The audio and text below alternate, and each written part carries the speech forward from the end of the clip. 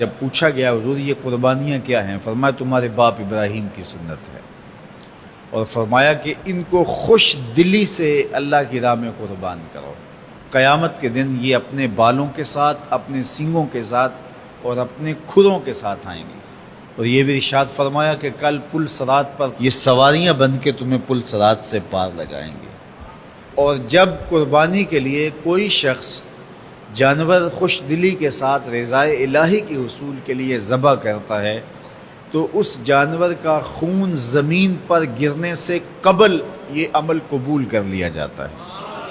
اور یہ بات بھی ذہن میں رکھیے گا کہ ایام نہر یہ 3 دن جو خون بہانے کے ہیں، 10، 11 اور 12 تاریخ، ان ایام میں آپ جو بھی عمل کریں، نماز پڑھیں اور دیگر صالح اعمال کریں، بہت قابل قبول ہیں اور اللہ ان کو قدر کی نگاہ سے دیکھتا ہے۔ لیکن ان ایام میں جو سب سے زیادہ اللہ کو محبوب عمل ہے وہ راہ خدا میں خون بہانا ہے، قربانی پیش کرنا ہے۔ تو قربانی کا کوئی اور متبادل نہیں ہو سکتا۔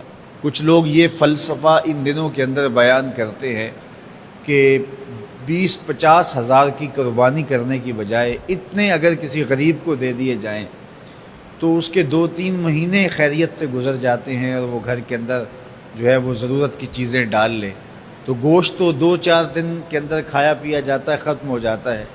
لیکن اگر اتنے پیسے کسی غریب کے گھر دے دیے جائے تو یہ اچھی بات ہے۔ تو اسلام کب اس عمل سے روکتا ہے؟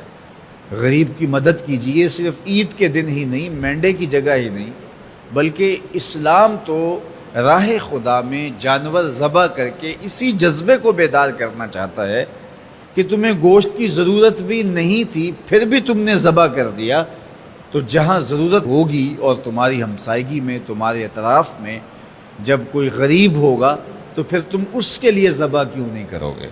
اس کے لیے تم قربانی کیوں نہیں کرو گے؟ اِثار کیوں نہیں کرو گے؟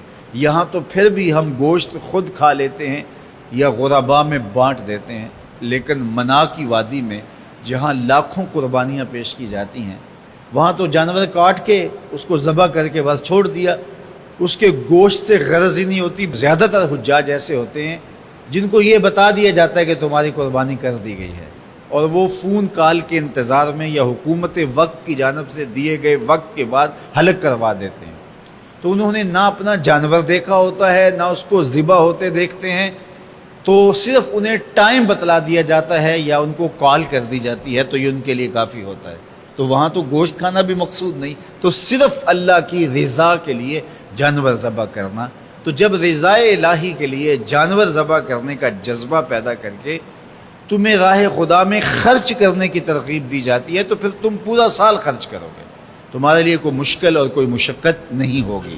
لیکن اگر تم جو ہے وہ اس جذبہ خیر سے نور حاصل نہیں کرو گے تو پھر تمہیں یہ دولت نصیب نہیں ہوگی۔ تو سب سے افضل عمل ان 3 ایام کے اندر جو بتایا گیا وہ یہی ہے کہ راہ خدا کے اندر خون بہانا ہے۔ اللہ کے محبوب علیہ الصلوۃ والسلام کی خدمت میں جو ہے وہ مینڈے لائے گئے جو چتکبرے تھے، اور حضور علیہ الصلوۃ والسلام نے اپنے مبارک ہاتھ سے ان کو ذبح کیا۔